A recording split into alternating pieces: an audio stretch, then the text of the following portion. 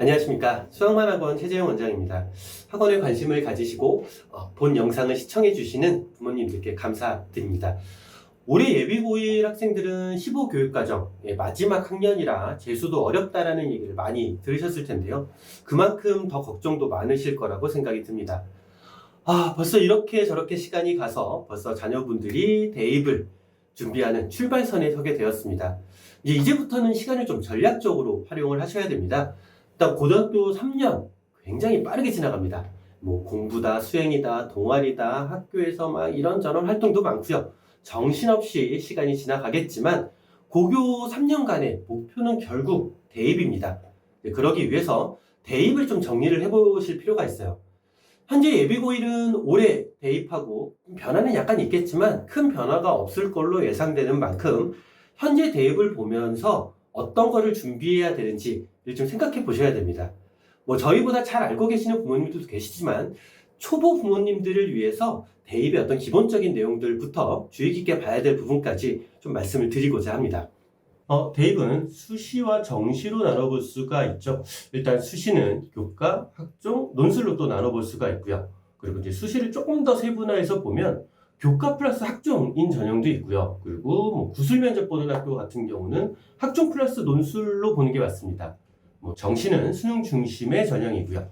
일단은 자세한 얘기를 드리기 전에 작년 수시 입결을 좀 보여드릴게요. 작년 수시 입결인데요. 일단은 여기서 이제 50% 컷, 70% 컷이라고 있는데 50% 컷은 평균이라고 보시면 되고요. 70% 컷은 아주 특이 케이스 합격하는 학생이 있다 보니까 진짜 커트라인으로 보면 너무 낮게 보이는 경우가 있어요. 그러다 보니까 70% 컷에 약간 일반고 학생들 기준으로 70% 컷에서 약간의 플러스를 하시면 그냥 그 학교의 커트라인이다 라고 생각하셔도 무방합니다. 일단 내신 성적으로 이제 그러니까 전형마다 반영 요소가 다 틀리지만 학교 내신 기준으로만 말씀을 드리자면 일단 교과는 본인의 내신 성적대로 대학을 가는 전형이라면 일단 학종 같은 경우는 한 0.5에서 1.5 정도 좀 높여서 쓰는 경향이 있습니다. 논술 같은 경우는 막 2, 3등급 높여서 쓰는 학생들도 많이 있고요. 정시 같은 경우는 내신과 상관없이 가는 전형이라고 생각하시면 됩니다.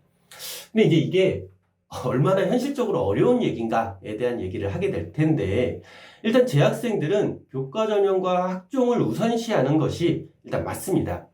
고1이 시작되는 이 상황에서 일단 벌써 어떤 전형으로 대입을 준비할 것이다, 어떤 대입으로 갈 것이다 라고 정하는 건 어렵지만 대입이 좀 어떤 상황인지 좀 대략적으로 알고 계셔야 어떤 걸 준비할 수 있을지 생각할 수 있기 때문에 좀 이런 내용들은 알고 계셔야 된다고 생각이 들어요. 일단 올해 수시 경쟁률을 한번 좀 보여드릴게요. 연대 같은 경우인데요. 일단은 교과, 학종, 그리고 논술 순으로 경쟁률을 보이고 있습니다.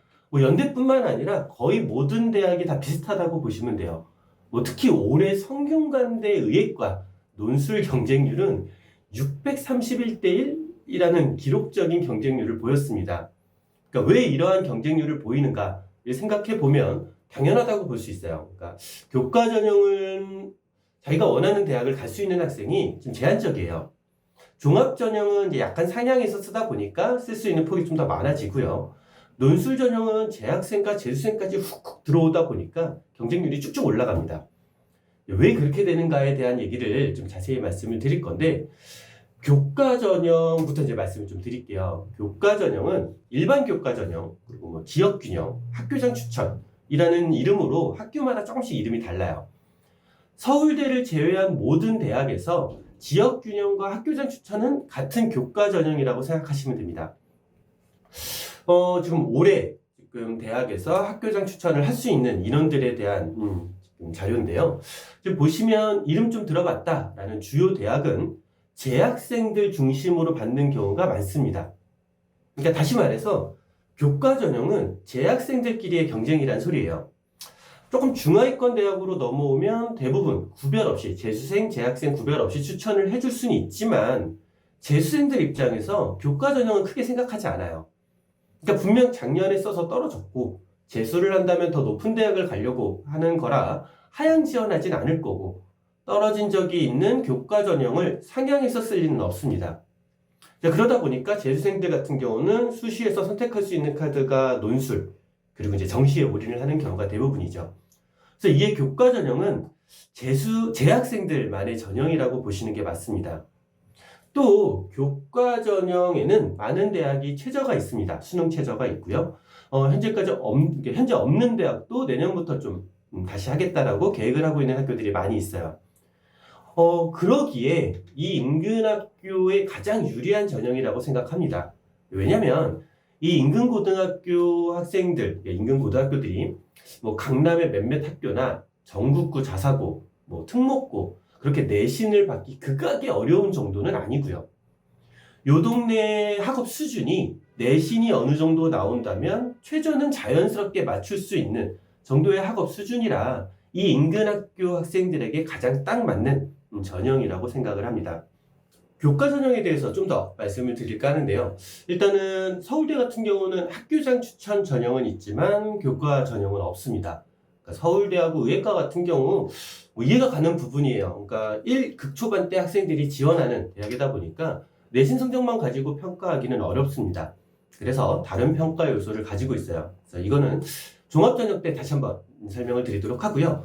일단 교과 전형 같은 경우 각 대학마다 계산법이 다 다릅니다. 일단 고대의 계산법을 먼저 보여드릴게요. 뭐 이상한 식들 잔뜩 있고요. 되게 어려운 말들 막 써 있는데 뭐 다행히도 요즘 여러 사이트들 들어가 보면 자동으로 계산을 해줍니다. 그런데 입시 요강은 읽으실 수 있으셔야 돼요. 그 이유는 차차 말씀을 드릴 텐데 중요한 부분은 여기에요. 여기만 제대로 보실 수 있으시면 돼요. 교과 전형에서는 보시면 등급별로 점수대가 나와 있는데 점수대가 훅 떨어지는 구간이 있어요. 고대 같은 경우는 요 3등급 라인에서 훅 떨어지죠. 그러니까 실질적으로 요 이후 학생들은 받지 않겠다라는 소리라고 생각하시면 됩니다. 그래서 학교마다 이러한 기준들을 다 정해서 점수 계산을 하는데 이 부분을 좀 그러니까 주의 깊게 보시면 되고요. 대부분의 교과 전형은 서류 100 전형이 대부분입니다. 학교 내신만 가지고 계산을 하는 거죠. 하지만 연대와 고대 같은 경우는 좀 다른 추가적인 요소를 가지고 있어요. 서울대하고 비슷한 이유로. 그래서 연대 같은 경우는 1차의 교과 성적으로 5배수를 뽑고요. 그리고 2차 때 30% 반영 비율의 면접을 봅니다. 근데 이제 이 면접이 그냥 단순한 면접이 아니라 재시문 기반의 면접이라고 적혀 있는데 구술 면접이라고 생각하시면 돼요. 그러니까 학교 홈페이지 가셔서 보시면 알겠지만 기출 문제가 있는데 그냥 논술이라고 보셔도 돼요. 말로 하는 논술인 거죠. 그래서 논술 요소를 넣어서 다시 한번 학생을 평가하겠다라고 생각하시면 되겠습니다. 고대 같은 경우는 80% 교과 내신 성적에 20%의 학생부를 반영을 합니다. 이것 때문에 이 동네에서는 이런 얘기가 많이 나와요. 뭐 고대가 이 동네에서는 더 유리하다. 연대보다는 고대가 더 유리하다. 뭐 그렇게 말이 나오는 이유 중에 하나라고 보셔도 됩니다. 그러니까 아무래도 일반고 학생들이 구술 면접이 상대적으로 좀 불리한 점이 있다 보니까 교과 전형을 쓸 때 학생들이 연대 고대 중에 고대를 좀 많이 선택하는, 그래서 이 동네 실질적으로 입결을 보면 고대 합격률이 훨씬 많아요. 그 외에 대학 교과 전형에 대한 말씀을 좀 드리겠습니다. 정시만큼 깔끔해요. 학교마다 계산법의 차이는 있지만 아까 전에 말씀드린 것처럼 뭐 진학사 아니면은 뭐 인강 사이트에서도 다 해주는 것 같더라고요. 그래서 교과 성적을 입력을 하면 점수화해서 학교마다 그 계산법에 맞춰서 계산을 해서 뭐 유분리되는 것까지 다 판단을 해줘요. 근데 이제 조심해야 될 점은 100% 교과가 아닌 학교들만 조금 주의 깊게 보시면 되는데 이때는 입시 요강을 좀 꼼꼼히 보셔야 돼요. 그러니까 뭐 대표적인 학교가 건국대하고 동국대가 있습니다. 일단 건대를 보시면 교과 전형인데도 학생부를 30% 반영을 해요. 그래서 교과 플러스 학종이다라고 얘기를 이제 많이 합니다. 일단 반영 비율을 보면 다음과 같은데 보시면 알겠지만 4등급까지는 거의 점수 차이가 없어요. 점수폭이 굉장히 작죠. 뭐 이러한 이유 때문에 입시 관련된 영상들을 보시면 뭐 내신이 조금 아쉬워도 한번 써볼 만하다. 그런 교과 전형이다 라고 이제 얘기를 좀 많이 하는데 내신을 보면 조금 다릅니다. 지금 보시면 왼쪽이 교과 전형, 오른쪽이 학생부 종합 전형인데요. 일단은 30% 학생부 평가 항목을 보시면 종합 전형에 있는 뭐 탐구력, 아니 뭐 진로 이런 관련된 얘기가 하나도 없고요. 다 성적 얘기예요. 그러니까 결국에는 교과 전형이에요. 공부 잘하는 학생을 뽑겠다. 학교 성적 좋은 애를 뽑겠다. 라는 전형이고요. 동국대 같은 경우도 보시면 건대하고 마찬가지로 교과 70에 학생부 30%라는 전형 요소를 가지고 있습니다. 그런데 점수를 보시면 건대처럼 대촘촘하죠. 4등급까지 0.1점 차이 나는 거 거의 같습니다. 근데 특이한 점은 상위 10과목만 반영을 합니다. 그러니까 다시 얘기해서 3년간 1등급이 10개만 되면 여기서 점수가 까일 일은 없다는 거예요. 그러니까 자기가 1학년 때 굉장히 잘했는데 성적이 확 떨어진 학생, 아니면 1학년 때 못했는데 성적이 쭉 오른 학생, 아니면 어떤 특정 과목만 잘했던 학생, 그런 학생들한테 유리한 전형이겠죠. 또 30% 학생부 반영 비율을 보면 건대하고는 좀 달라요. 그러니까 성적만 내용이 들어가 있지 않고 학생부 종합전형의 요소들을 골고루 들어가 있어요. 그러니까 전체적으로 그냥 눈으로 보면 70% 교과, 30% 학생부라고 되어 있지만 건대하고 동국대 차이를 보시다시피 뭐 반영 요소가 다 다른 거예요. 그러니까 내가 성적이 꾸준히 좋았어. 그럼 건대가 좋겠죠. 근데 성적의 편차는 굉장히 큰데 학생부가 나름 괜찮아. 그러면 동국대가 더 좋겠죠. 그래서 그렇게 반영 요소를 좀 보실 수 있어야 됩니다. 교과 전형을 정리를 하자면 연대와 같이 구술 면적을 보는 학교, 그런 다른 평가 요소를 갖고 있는 학교가 있다. 그리고 고대, 건대, 동국대처럼 학생부를 일부 반영하는 그런 학교들이 있는데 그런 학교들은 좀 꼼꼼히 입시 요강을 봐야 된다. 근데 대부분 교과 전형은 성적 100%인 전형이라 본인의 성적을 사이트에 입력만 하면 쉽게 갈 수 있다. 그리고 처음 말씀드렸던 학교장 추천이 재학생들한테 굉장히 유리한 전형이라 학교장 추천을 받을 수만 있다면 가장 쉬운 길이니 최선책으로, 최우선으로 고려해야 될 전형이다 라고 말씀을 드릴 수 있습니다. 두 번째로 고려해야 될 학생부 종합전형에 대한 말씀을 드릴게요. 일단은 교과 전형이 가장 좋아요. 재학생들에게 갈 수 있는 가장 쉬운 길이라고 생각하시면 됩니다. 하지만 모두 1등급을 받을 수 있는 건 아니죠. 그러다 보니까 교과 전형 같은 경우 2, 3등급 정도로 이제 막 내려오기 시작하면 교과 전형의 벽이 점점 높아져 갑니다. 그러면 재학생들이 그 다음으로 생각해야 되는 것이 학생부 종합전형, 학종이겠죠. 그러니까 학종은 단순히 성적만으로 뽑는 전형은 아닙니다. 대부분의 학교들이 학종이 두 가지 종류가 있어요. 서류 100 전형이 있고 서류 70에 면접 30, 그런 두 가지 방식이 대부분인데 학종을 준비한다라는 것은 약간 좀 중장기 플랜이 좀 필요해요. 우선 가능하다면 1학년 때부터 진로나 학과를 좀 정하는 게 좋습니다. 물론 100%는 아니어도 상관없어요. 하지만 1학년 때부터 이제 막 세특의 진로 관련된 방향성이 들어가기 때문에 대략적인 방향을 좀 빨리 정하는 게 좋고, 혹시라도 중간에 진로가 변경이 되었을 때 왜 변경하게 되었는지, 뭐 어떠한 계기가 있었는지 그런 부분들을 학생부에 좀 녹아 들어가게 하는 게 좋습니다. 선택 과목도 선택에 좀 신중하셔야 되고요. 세특에 기입되는 어떤 수행 주제에도 고민을 좀 많이 하셔야 됩니다. 이런 부분들이 그러니까 학종의 평가 요소를 보시면 좀 이해가 되실 거예요. 학종의 평가 요소, 이제 대학교들마다 좀 공통된 평가 요소를 좀 만들었는데 이 세 가지 크게 학업 역량, 진로 역량, 공동체 역량입니다. 말 그대로 학업 역량은 성적을 보겠다는 소리겠죠. 그리고 진로 역량은 진로를 위해서 내가 뭘 했냐. 대부분 개인 세특이나 교과 세특에 이런 내용들이 많이 들어가게 됩니다. 공동체 역량은 뭐 임원을 했는가, 봉사활동을 했는가, 꼭 임원이 아니더라도 뭐 공동 프로젝트를 많이 해봤는가, 뭐 주도적인 어떤 역할을 해봤는가, 그런 부분들입니다. 학교마다 우열반 같은 학교가 있는 학교가 있죠. 뭐 재영 같은 경우 세종반, 뭐 청원 같은 경우 오디세이, 청원여고는 미인반. 예전에 뭐 대진고, 대진역 다 되게 많았는데 요즘에 거의 없어지는 분위기이기는 해요.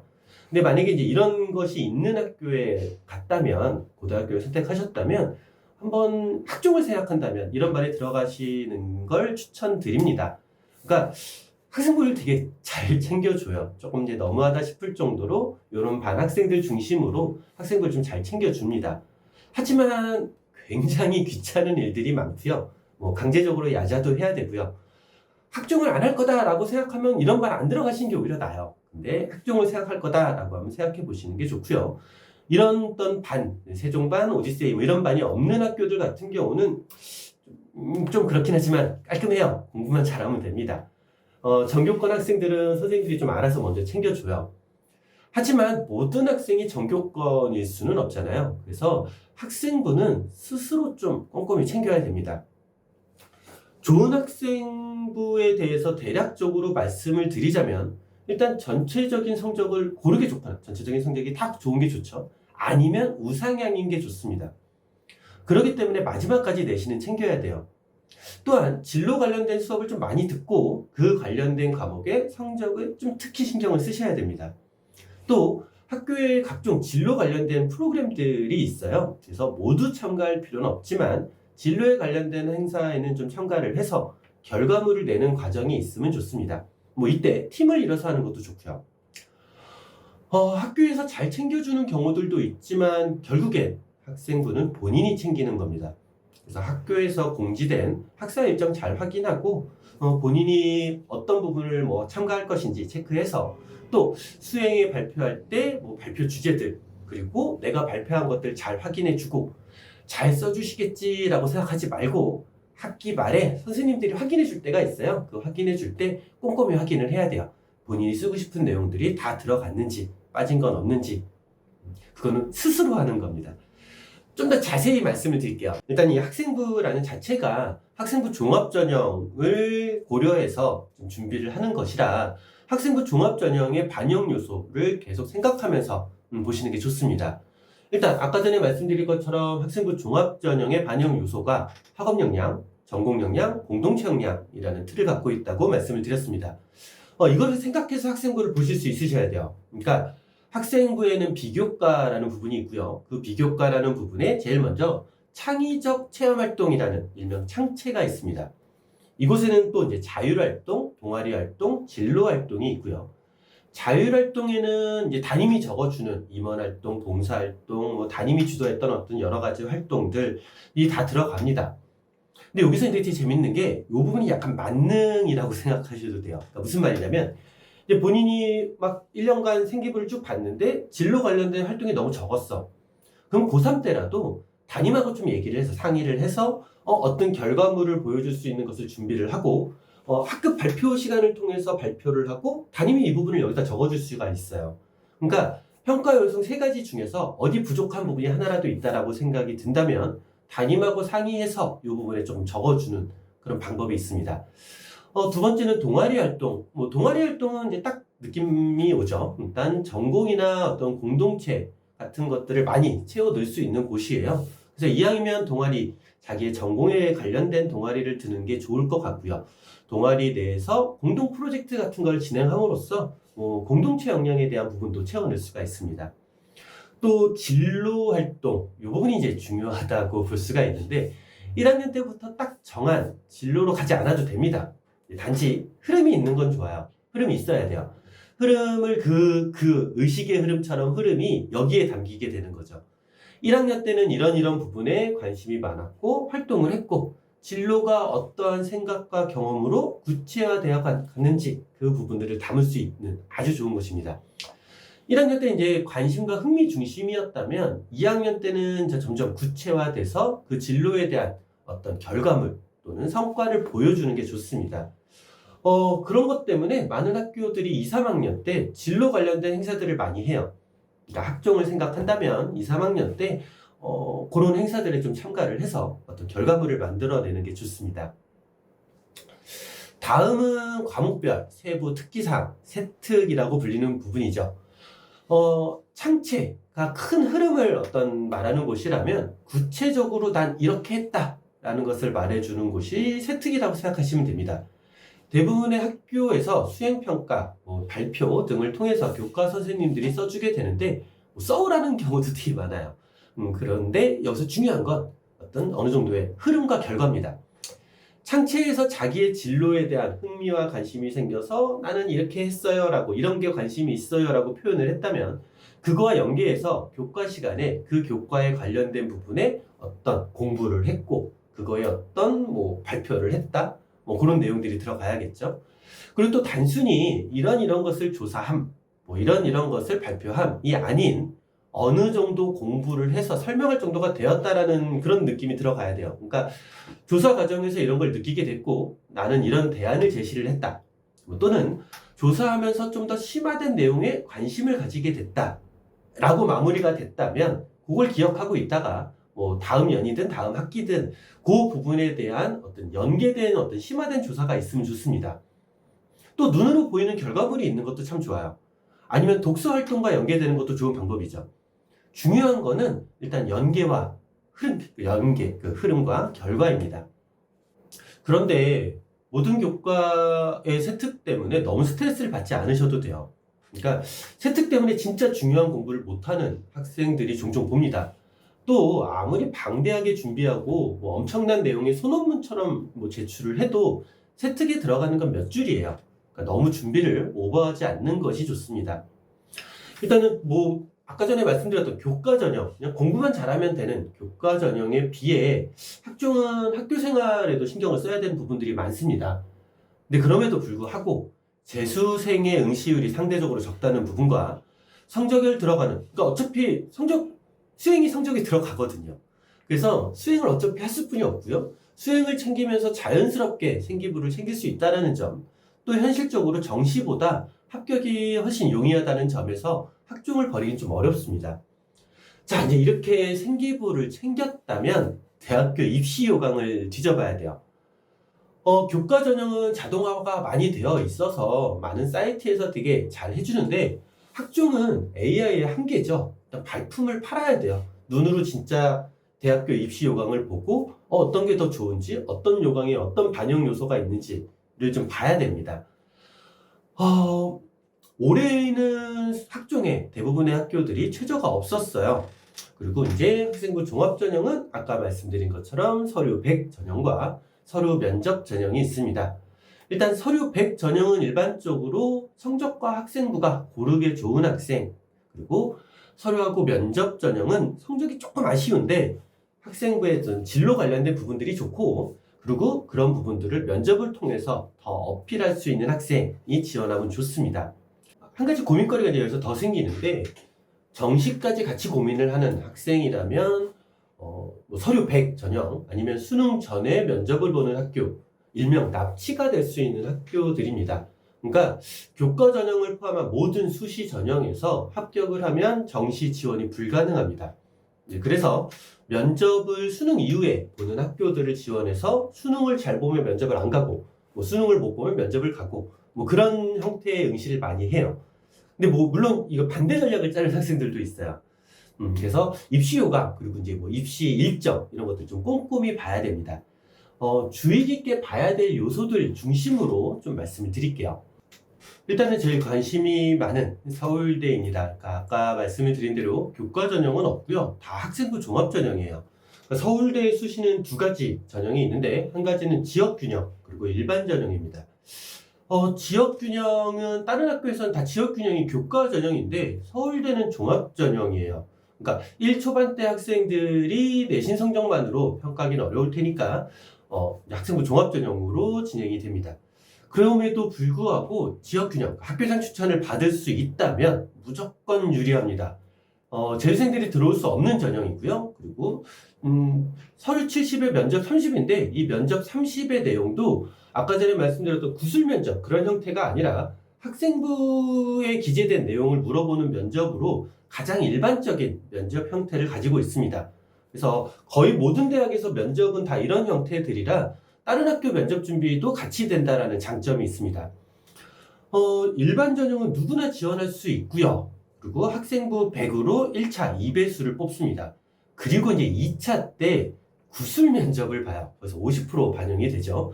구술 면접이라는 건 이제 논술이라고 생각하시면 되는데 별도의 준비도 약간 필요해요.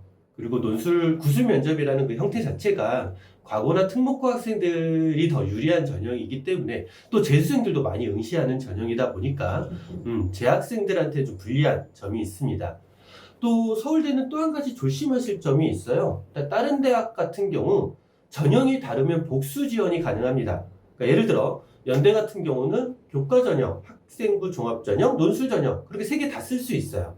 하지만 서울대는 이러한 복수 지원이 불가능합니다. 서울대 전형 나름 뭐 깔끔합니다. 뭐 다른 거 볼 필요도 없을 정도로 깔끔한 전형인데, 일단 재학생들 입장에서 서울대 합격의 필승 전략은 학교에서 전교 2등 안에 들어서 학교장 추천을 받는 전형이라고 생각하시면 좋습니다. 연대와 고대의 말씀을 좀 드릴 텐데, 일단 비율은 다 다르지만 제시문 기반의 면접, 즉 구술 면접을 실시합니다. 또 이 면접과 그 논술 전형 같은 경우, 연대는 논술 전형이 있어요. 근데 고대는 논술 전형이 없는 대신 구술 면접 이 비율을 50%까지 늘린 계열 적합형이라는 전형이 있습니다. 지금 서울대도 마찬가지고요. 지금 기출 문제들이 다 홈페이지에 있어요. 그래서 구술 면접을 보는 학교들, 특히 고려대 같은 경우 보시면 알겠지만 국어, 수학, 과학, 원투 그런 융합형 문제들이라 그렇게 쉽지가 않습니다. 그래서 혹시 구술 면접을 봐야 되는 그런 학교에 지원하는 경우 꼭 기출 문제를 한번 보고 한번 좀 고민을 해보고 쓰시는 것을 추천드립니다. 스카이라고 불리는 학교들은 각자 추가적인 학교 반영 요소들, 그러니까 평가 요소들을 가지고 있습니다. 하지만 그 외의 대학은 대부분 이제 생기부 기반의 면접 정도, 그 정도지 다른 평가 요소를 갖고 있진 않아요. 근데 다만 내부 항목들을 좀 보면 주의 깊게 봐야 될 부분들이 존재합니다.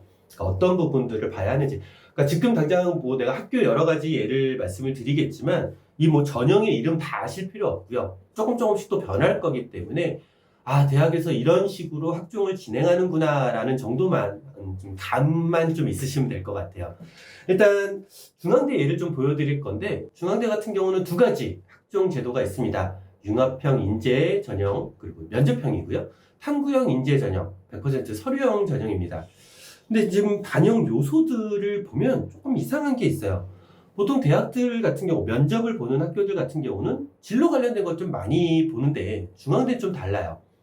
또 면접을 볼 때 평가 요소들을 봐도 진로 관련된 내용보다는 학교생활 우수성을 많이 평가합니다.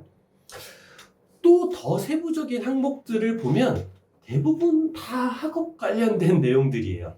그러니까 결론적으로 중앙대 같은 경우는 학생부의 진로 관련된 내용이 좀 빈약하지만 교과 성적이 좀 좋다. 그런데 교과를 쓸 정도는 아니다 라고 생각이 들었을 때 유리한 그런 학교라고 생각이 듭니다. 국민대도 좀 특이한데, 국민대도 역시 중앙대하고 비슷하게 두 가지 학종이 있습니다. 국민 프론티언 전형과 학교생활 우수자 전형. 프론티언 전형이 30% 반영 비율의 면접 전형이고요. 학교생활 우수자 전형이 100% 서류 전형입니다. 평가 항목을 보시면 중앙대와 같이 면접형 전형의 전공 역량 비중이 좀 작아요. 하지만 이 부분은 이해가 가는 부분이에요. 그러니까 왜냐면 면접 반영 요소를 보시면 진로 관련된 부분을 여기서 다시 한번 평가를 하겠다라는 소리입니다. 평가 요소들이 이제 학업 중심이 아니에요. 중앙대하고 좀 다르게 학교 활동을 얼만큼 활발히 했는가, 진로에 관련된 노력을 얼마만큼 했는지를 봅니다. 두 전형 다 학교 활동이 활발하고 전공에 대한 노력이 있었다면 유리한 전형입니다. 여기서 한 가지 더 생각해 봐야 될 부분이 생기는데, 그러니까 만약에 예를 들어 볼게요. 내신 성적이 한 3점 중반대 학생인데 진로 관련된 어떤 학생부가 되게 잘 적혀 있는 학생이 있다면 방금 얘기했던 국민대 전형 두 가지 요소 중에서 어느 전형이 더 잘 어울릴까요? 반영 요소로만 보면 학교생활 우수자 전형이 맞을 수 있어요. 학교생활 우수자 전형이 전공 관련된 비율이 더 높기 때문에 이쪽이 더 맞을 수도 있는데, 더 확인해 봐야 될 게 하나가 생겨요. 그러니까 최근 입결인데요. 학교생활 우수자 전형 작년 소프트웨어과를 기준으로 말씀을 드릴게요. 3.44, 최저가 3.44입니다. 그러니까 자사고나 특목고 학생들을 생각해서 일반고 기준으로 3점 초는 돼야 된다는 소리예요. 그러니까 내신 성적이 2 말에서 3 초면 학교생활 우수자 전형, 그러니까 서류 100 전형을 지원하는 게 맞을 수 있겠죠. 하지만 3점 중반대 학생이라면 면접형, 프론티언 전형이 더 맞을 수도 있다는 소리예요. 면접 때 전공 관련된 거를 더 어필할 수가 있으니까 1차 합격 가능성이 그나마 더 높은 면접형으로 지원하는 게 맞을 수도 있다. 그래서 학생부 종합 전형은 교과 전형과 다르게 좀 봐야 될 게 많은 거예요. 그러니까 반영 요소도 봐야 되고 최근 입결, 커트라인도 좀 봐야 돼요. 또 한 가지 고민해야 될 거는 납치도 봐야 돼요. 그러니까 아까 말씀을 드렸지만 면접 전형은 납치는 아니에요. 그런데 지금 학교생활 우수자 전형, 서류 100 전형은 납치니까 그것도 또 고민을 해봐야 될 요소 중에 하나입니다. 또 한 가지 중하위권 대학으로 내려오게 되면 좀 보셔야 될 게 하나가 더 있습니다. 유사학과인데요. 종종 아닌 경우도 있지만 상위권 대학을 보면 대부분 학과들이 깔끔합니다. 근데 중하위권 대학으로 내려오면 내려올수록 인기 있는 학과를 중심으로 조금 이름만 다르고 좀 다른 과들이 존재해요. 예를 들어 이제 광운대 예를 한번 보여드릴게요. 차이를 알 수 없는 비슷한 과들이 많아요. 요즘 학생들한테 인기가 많은 소프트웨어과를 예로 말씀드리겠습니다. 학생들한테 물어보면 그냥 막연하게 프로그래머라고 얘기하는 경우들이 많습니다. 근데 그런 과정에서 이제 학교 홈페이지에 들어가서 교육과정을 학생하고 같이 한번 보실 필요가 있어요. 지금 이과를 보시면 광운대 소프트웨어과와 정보융합 두 개의 어떤 커리큘럼이에요. 근데 막상 보면 되게 비슷해요. 그리고 정보융합 쪽이 좀 더 응용 쪽이 많아서 학생들이 그냥 막연하게 생각했던 부분들 중에서 학생들이 생각하는 더 배우고 싶어하는 내용들이 많이 더 담겨 있습니다. 또 많은 대학이 전과라든가 연계전공 뭐 이런 제도들이 있는데 광운대 같은 경우는 이 연계전공을 보시면 굉장히 많은 과들이 많은 연계전공을 할 수가 있는데 컴공, 소프트웨어 그리고 정보융합 이 세 개의 학교에 차이가 없어요. 근데 이제 종합전형 입결을 보시면 뭐 이렇습니다. 그러니까 정보융합이라는 과 이름을 잘못 지은 거예요. 과 이름이 딱 메리트가 없다 보니까. 그래서 중하위권 대학으로 내려가면 내려갈수록 이런 유사과들을 좀 보셔야 됩니다. 지금 이런 모든 얘기들은 학생이 이제 고3이 되었을 때 좀 더 자세히 살펴보시고 분석을 해보셔야 될 부분들인데 일단 전체적인 내용을 알고 계셔야 되니까 학생부 종합전형을 좀 정리를 하자면 학생부에 관련된 장기 로드맵이 좀 필요하다. 어떤 내용이 들어가는지 알고 어떤 내용이 들어가야 될지 좀 계획을 짜셔야 된다라는 얘기고요. 대학별 평가 요소와 비율이 다 조금씩 다르니까 대학별 입시 요강을 읽을 수 있어야 된다. 지금 당장은 아니더라도 학생이 고3 올라가는 무렵 아니면 좀 3월, 6월 모의고사 보는 무렵 때부터 본격적으로 입시 요강을 좀 찾아서 보셔야 됩니다. 진학사나 대학 어디가 뭐 그런 사이트들 가면 최근 입결들도 볼 수가 있습니다. 그래서 지금은 아니더라도 고3이 됐을 때 입결도 참고를 하셔야 되고요.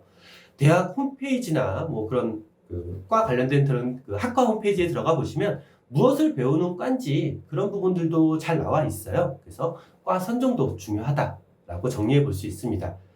논술과 정시 전형은 이쪽도 생각해 봐야 될 요소들이 많이 있지만 논술 전형과 정시 전형은 아직 고1 때부터 생각할 부분은 아니라 본 영상에서는 생략하도록 하겠습니다. 자, 이제 학생들의 대입을 위한 3년간의 여정이 곧 시작이 됩니다.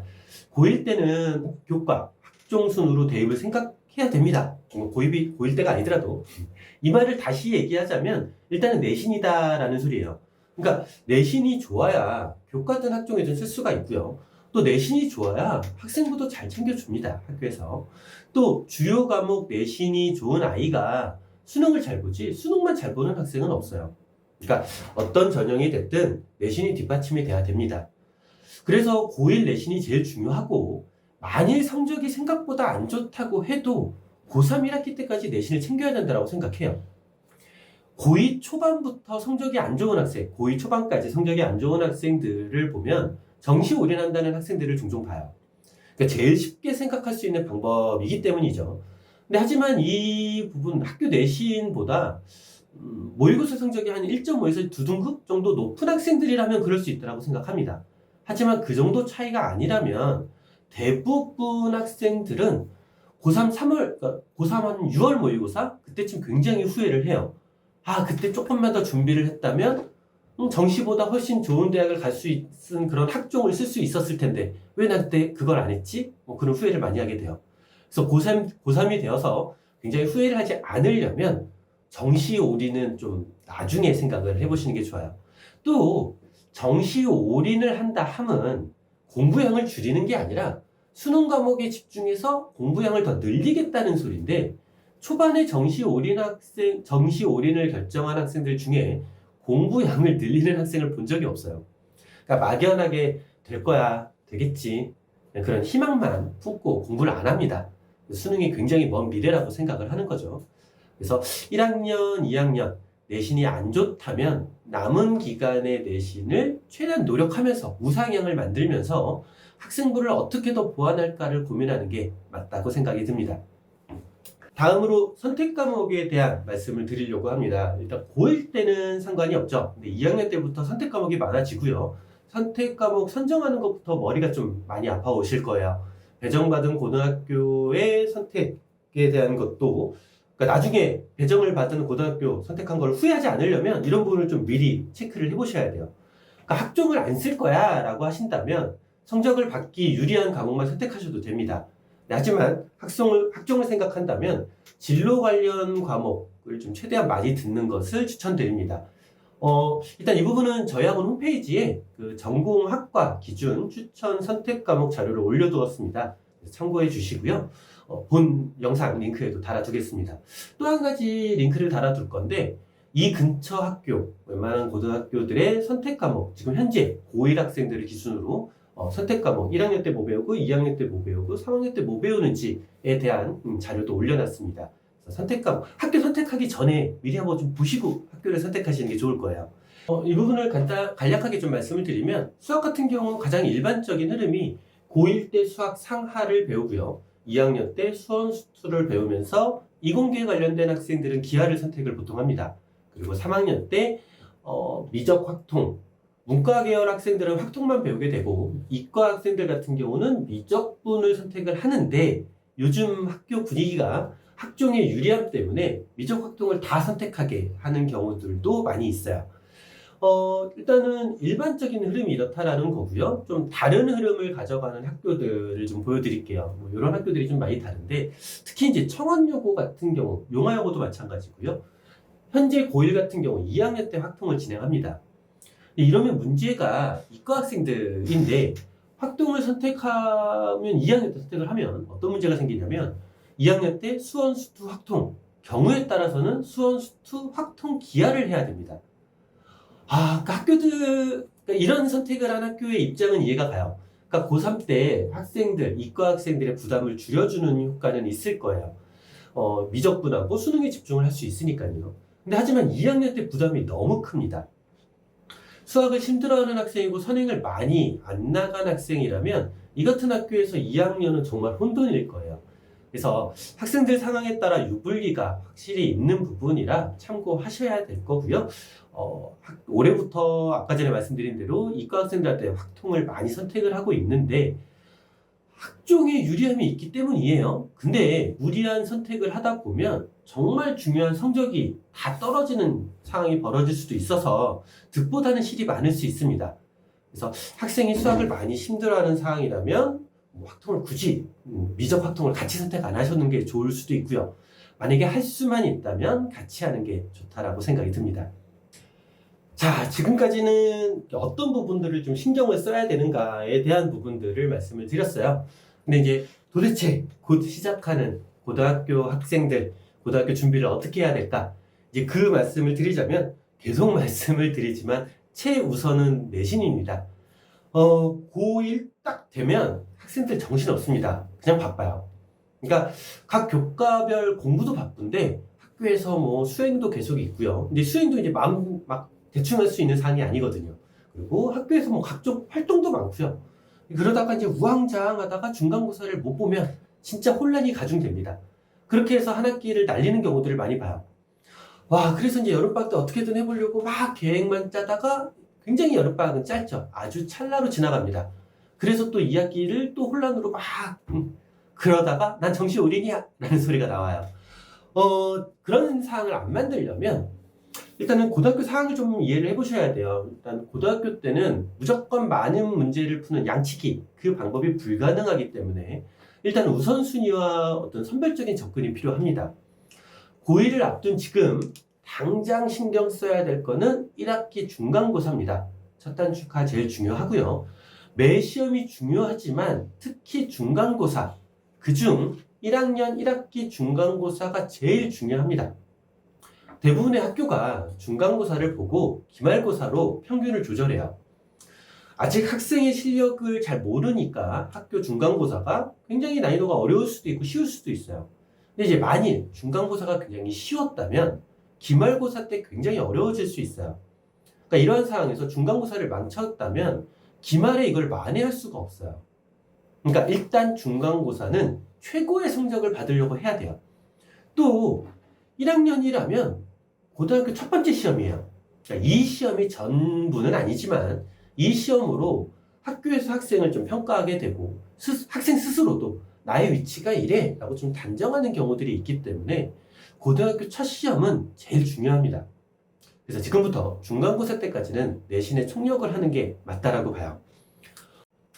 그렇다고 선행을 안 할 수는 없습니다. 선행도 중요합니다. 일단 고등학교 때부터 선행은 중학교 때 선행과 좀 다르다고 생각을 해주시면 좋을 것 같은데요. 선행은 내신을 잘 보기 위한, 나중에 내신을 잘 보기 위한 어떤 방법 중에 하나지, 선행을 한다고 내신이 잘 받는 건 아니에요. 당장의 시험이 걱정되는 상황에서 선행을 할 여유는 없습니다. 그래서 당장의 시험이 가장 중요하다는 말씀 계속 드리고요.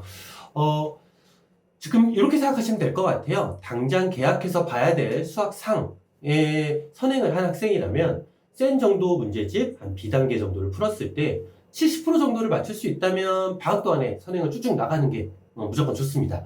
하지만 그렇지 않은 상황이라면 지금 당장 시험 봐야 될 수상을 다시 보는 게 좋겠다라는 생각이 듭니다.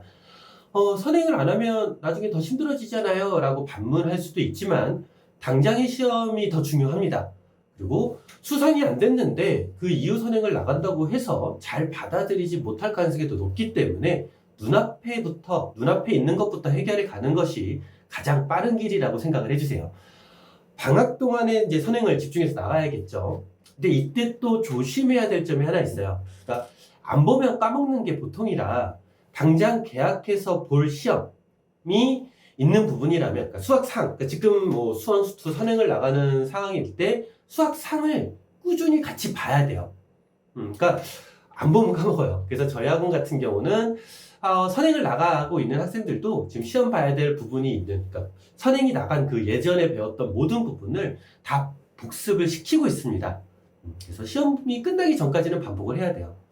기하는 지금 신경 안 쓰셔도 됩니다. 진로 과목이라 대부분의 학교에서는 기하를 쉽게 출제하고요. 미리 공부해봤자 또 까먹어요. 그리고 기하를 선택한 학생들은 그냥 방학 전, 그 과목 시험 보기 그 방학 전에 가볍게 특강 정도로만 듣고 학교 수업만 잘 들어도 A를 받는 데는 큰 문제가 없습니다. 문제는 청원여고처럼 2학년 때 수원수투 확통 기하를 나가는 학교들인데요. 만일 그 4개를 다 선택을 하겠다라고 하는 경우라면 수학 하 정도 진도가 끝나는 대로 확통을 좀 가볍게라도 볼 필요가 있어요. 안 그러면 2학년 올라가는 겨울방학이 너무 바빠지니까. 하지만 그렇게 4개를 다 선택하는 경우는 굉장히 특이 케이스라 또 이 또한도 크게 신경 안 쓰셔도 됩니다. 선행을 나간다면 일단은 수원 수투죠. 그리고 욕심을 낸다면 수투와 관련이 가장 많은 미적분 선행하는 것을 추천드립니다. 미적분보다는 확통이 좀 쉬운 편이라서 미적분과 확통을 둘 다 해야 되는 그런 학생들이라면 그래도 미적분 선행을 하는 것을 추천드려요. 하지만 확통은 기하하고 좀 다르게 등급이 나오는 과목이라서 너무 쉽게 공부만 할 수 있는 사항은 아니에요. 그래서 저희 학원에서는 2학년 때 확통을 하거나 아니면 고등학교 3학년 때 미적 확통을 같이 선택하는 학생들 대상으로 확통을 하는 별도의 단과반을 개설해서 학년별로 진행을 하고 있어요. 미적분을 선택 안 하는 문과 계열 학생들은 큰 고민이 없습니다. 선행의 목적이 너무 급하게 생각 안 하셔도 되고요. 혹시 선행의 할 여유가 있다면 확률 통계 선행보다는 수원수투 심화를 하는 것을 추천드립니다. 확통은 그때 가서 해도 크게 늦지 않습니다. 1학년을 이제 딱 지내보시고 학생이 수학을 너무 힘들어하는 상황이라면 선택 과목 선정 시 고민을 좀 하셔야 돼요. 기하, 확통, 미적을 다 했을 때 얻는 득보다 실이 많을 수 있습니다. 그래서 성적의 추이를 보고 다 해야겠다. 요거 하나 빼야겠다 라고 선택하시면 되는데 지금은 크게 고민하시지 마시고 2학기 한 중간 기말 그때쯤 고민하셔도 돼요. 지금은 다시 한번 말씀드리지만 1학기 내신입니다. 정말 중요해서 계속 말씀을 드리는 거예요. 저희 학원 소개를 간략하게 드리겠습니다. 저희 이제 학원은 기본 주 2회 수업을 진행을 하고 있습니다. 평일 한 번, 주말 한 번 수업이 진행이 되고 매 수업 시간이 4시간 정도 수업이라고 생각하시면 돼요. 평일 4시간은 모두 판서식 수업으로 진행이 되고요. 주말 4시간 중에 2시간은 판서식 수업이 진행이 되는데 2시간은 1대1 첨삭식 수업입니다. 한 주간 배운 내용을 확인하고 잘못 이해한 부분이 있는지 그 부분들을 해결하는 시간이라고 생각하시면 돼요. 방학 때는 이제 빠른 진도를 위해서 특강들이 개설이 되는데 일률적으로 뭐 이 특강을 들어 이런 게 아니라 학생별로 필요한 특강을 상담을 통해서 결정을 하게 돼 있어요. 또 이제 학원 자습실은 언제나 오픈되어 있고요. 수업 시간 전후로 언제든지 와서 공부를 하면서 질문을 자유롭게 할 수 있습니다. 많은 학생들이 와서 공부를 하고 있고요. 현재도 뭐 자의로 와서 공부하는 학생들도 있지만 선생님의 타의에 의해서 와서 공부를 계속하면서 질문하는 학생들도 있습니다. 올해는 일단 예비고일은 한 7개에서 8개 정도 반이 개설될 예정이고요. 딱 정해진 정원은 없으나 학생들 관리를 위해서 저희가 이제 반 명수를 8명에서 10명 이하로 구성하려고 하고 있어요. 또 이제 저희가 11월 13일이 개강이고요. 그 전에 배치고사를 보시면 회의를 하고 그 다음날 정도 부모님한테 반배치 연락을 드립니다. 네, 뭐 방금 대략적인 이제 학원 흐름을 말씀을 드렸고요. 학원의 기본적인 역할에 대한 부분을 말씀을 드리고 싶어요. 그러니까 학원의 역할이라고 하면 기본적으로 학생의 성적을 올려주는 곳이겠죠. 일단 학생이 성적을 올리려면 학생의 노력이 기본으로 있어야 돼요. 학생이 공부를 안 하는데 성적이 올라갈 방법은 없습니다. 하지만 학생이 조금만 노력을 해준다면 그 효과를 극대화해 줄 수 있는 곳, 그것이 학원이라고 생각을 합니다. 좀 더 나가서 슬럼프에 빠진 학생들을 좀 다독이고 공부를 시키는 어떤 조언자의 역할, 그것도 중요한 학원이나 강사의 역할이라고 생각을 합니다. 어떻게 성적을 올릴 수 있을까? 선생님들하고 계속 이야기를 합니다. 각자의 방법도 공유를 하고 더 좋은 방법은 시스템화하고 있습니다. 이렇게 이제 학생의 성적을 올리기 위해서 계속 노력하고 고민하고 선생님들하고 토론을 하면서 늘 결론같이 나오는 얘기가 하나 있어요. 학생을 알아야 된다라는 거죠. 학생이 왜 모르고 왜 막혔는지, 어느 부분에 연습이 부족한지, 어느 부분에서 실수가 많은지 이런 부분들을 해결을 하고 그러니까 이런 부분들이 해결이 되어야 성적이 오르는데 이런 부분들이 단순히 테스트 점수로는 알 수가 없습니다. 그러니까 학생의 풀이를 보고 숙제해온 부분, 틀린 부분을 보고 이해한 부분과 풀었다는 부분을 비교해 봐야 그런 부분들을 좀 알 수가 있어요. 또 그것을 알았다면 고쳐줘야 되고요. 반복을 시켜야 됩니다. 따라서 계속 학생을 집중해서 보고 알아가는 과정과 그것을 조치해서 해결해주는 행위가 필요합니다. 그래서 저희 학원은 첨삭 선생님 같은 알바 선생님을 그러니까 고용하지 않아요. 그러니까 생각해보면 성적을 올리기 위해서 당연한 부분이라고 생각할 수 있는데 일단 선생님이 수업을 합니다. 어떤 부분을 어떠한 방식으로 설명을 해줬겠죠. 질문을 받습니다. 그때 질문에 답변을 해줄 때 수업한 방식하고 똑같이 해줘야 돼요. 다른 방식으로 풀어주면 학생들은 그걸 다른 내용이라고 생각을 합니다. 또 진단을 합니다. 테스트나 학교 시험 후에 학생들하고 상담을 하는데 이때 질문 받았던 사람이 그 학생을 가장 잘 판단할 수가 있어요. 얘 또 이래서 틀렸구나. 이런 부분이 확실히 약하구나. 그리고 또 이제 학생하고 상담을 합니다. 학생을 정확하게 진단한 사람이 부모님 또는 학생과 상담을 하면서 약점을 어떻게 보완하고 어떻게 해결해 갈지 그 방향을 제시할 수 있습니다. 정리를 하자면 강의한 사람하고 답변하는 사람하고 체크하는 사람하고 상담하는 사람이 모두 같은 사람이어야 돼요. 그래야 제대로 된 어떤 피드백과 조치를 할 수가 있습니다. 그래서 저희는 단 한 명의 담임 선생님이 수업, 질문, 첨삭, 상담까지 다 같이 합니다. 그래야 학생을 확실히 온전하게 알 수가 있고 문제점을 바로바로 해결을 해줄 수 있습니다. 학원에 보내보시면 알겠지만 저희 학원 선생님들하고 이제 상담을 하시면 느끼실 수 있을 거예요. 내 애를 정말 제대로 파악하셨구나 라고 생각할 수 있을 겁니다. 이제 학생이 파악이 됐다면 성적을 극대화할 수 있게 도와줘야 됩니다. 이때 제일 중요한 거는 개인별 어떤 약점에 대한 어떤 설명과 반복. 그래서 이제 저희는 이런 부분들을 위해서 여러 시스템들을 갖춰놨습니다. 첫 번째로는 항만이 M인데요. 저희 학원은 모든 수업을 영상으로 찍고 이 부분을 학생들이 언제든지 다시 볼 수 있게 하는 사이트가 있습니다. 예전에 배웠는데 까먹은 부분이 있다면 언제든지 다시 볼 수 있다는 소리죠. 복습은 본인이 들은 수업을 다시 듣는 것이 가장 효과적이고 시간도 단축이 됩니다. 학생들이 일정 어떤 특정 파트를 까먹었다면 첨삭 시간을 통해서 선생님들이 다 설명을 다시 해주고 있어요. 근데 하지만 전체적인 내용에 흔들림이 있다든가 아니면 수업 들은 전체적인 이해가 좀 부족한 상황에서는 수업을 제대로 다시 듣는 것이 좋습니다. 예전 수업을 다시 듣게 하고 그 들은 부분들을 잘 이해했는지 체크하는 시간을 가지고 있는데 이게 짧은 보충보다는 훨씬 학생들한테 효율적이고 이해도 빠릅니다. 또 숙지하는 과정에서 이해 안 간 부분이 있다면, 잘 안 풀리는 부분이 있다면 해설을 피고 보는 것이 아니라 수업 들은 부분들을 찾아서 보는 것이 더 좋습니다. 그래야 한 문제를 이해하는 게 아니라 유형 자체를 이해할 수 있기 때문에 훨씬 효과적인 거죠.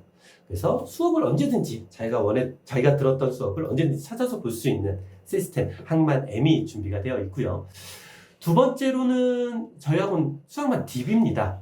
그러니까 정말 방대한 양의 문제를 극세분화해놔서 학생들에게 맞춤형으로 제공을 하고 있어요. 이로써 학생들이 본인이 잘 안 되는 문제에 집중해서 더 집중해서 문제를 풀 수가 있고 선생님들은 이를 해결해주고 있습니다. 이를 위해서 매 학교 시험이 끝날 때마다 선생님들하고 시험 분석 그리고 시험 유형 분석을 진행을 하고 있고요. 이를 바탕으로 계속 DB를 갱신하고 있고 더 좋은 문제를 제공하기 위해서 끊임없이 계속 노력을 하고 있습니다. 세 번째로는 항만 H 개인별 오답 관리 시스템인데요. 저희 학원에서 이제 학생들이 수업을 하게 되면 그러니까 숙제를 하고 항만이 H에다 미리 자기가 질문할 문제들을 올리게 돼 있어요. 문제 번호만 쭉 적는 건데요. 이를 취합해서 학생들한테 오답을 정리해서 다시 풀리고 있고요. 또 이를 분석해서 학생의 약점이 어떤 부분인지 수업 시간에는 이해한 것 같은데 이걸 왜 계속 틀리지? 그런 부분들을 찾고 있습니다. 또 그 비슷한 문제들 난이도가 비슷하든가 비슷한 유형들을 선별해서 풀 수 있게 계속 반복해서 뽑아줄 수 있는 시스템이 구축이 되어 있습니다. 네 번째로는 저희 학원 교재예요. 저희 학원 교재로는 대표적으로 수필안, 수피텍, 내신 분석, 사점 분석, 심화, 노트, 백서 등등 여러 가지가 있는데요. 수학원의 노하우로 만들어진 여러 교재로 내신부터 수능, 논술까지 다 대비를 하고 있습니다. 특히 내신 대비 교재, 인근 학교를 내신을 진짜 철저하게 분석을 해서 학생들의 내신 대비에 활용을 하고 있는데 단순히 이제 문제만 쭉 나열된 그런 것이 아니라 어떤 유형의 확장, 고득점 문제를 분석 그런 부분들을 위해서 학교 시험을 정말 잘 보기 위한 수학만의 노하우가 담겨 있습니다. 그 외에도 필수 유형 테스트, 유사 문제 프린트, 각종 자료 분석 자료, 부모님들한테 카카오톡 알림 여러 가지 어떤 많은 제도와 시스템이 있습니다. 근데 저희 학원의 최대 장점이 뭐냐라고 물으신다면 이런 시스템들보다 선생님들이 학생을 향한 관심이라고 말씀을 드리고 싶습니다. 그러니까 아까 말씀드린 대로 학생을 알아야 그에 따른 조치를 할 수 있습니다. 좀 전에 방금 말씀드렸던 이런 여러 가지 시스템은 선생님들의 의견에 의해 필요에 의해서 만들어진 것이지 학생에 대한 관심이 없으면 이런 게 다 필요 없는 거예요. 저희 학원의 최대 장점은 학생의 점수를 1점이라도 올리려고 노력하는 선생님들의 노력, 그 부분이 저희 학원의 최대 장점이라고 생각합니다. 작년 설명회에서는 인근고등학교에 대한 이야기를 많이 드렸는데 올해는 특별히 달라진 점이 없어서 올해는 하지 않았습니다. 혹시 궁금하신 분들은 작년 영상을 좀 참고해 주시면 좋을 것 같고요. 올해 예비고1 학생들은 교육과정의 변화로 재수가 좀 어렵다는 소리들을 많이 들으셨을 거예요. 그래서 올해 설명에는 대입 중심으로 좀 말씀을 드렸습니다. 대입을 좀 제대로 이해하고 어떤 걸 조심해야 되고 어떤 걸 준비해야 되는지 좀 봐야 좀 길이 보입니다. 본 설명의 영상이 자녀분들의 성공적인 고등학교 생활 시작에 도움이 되셨기를 바라며 저희 학원 모든 학생들이 수학이 약점이 아닌 강점이 되는 그날까지 최선을 다하겠습니다. 추가적으로 궁금하신 부분이 있으시면 언제든지 학원에 연락을 주세요. 이것으로 2024년도 예비고일 설명회를 마치도록 하겠습니다. 감사합니다.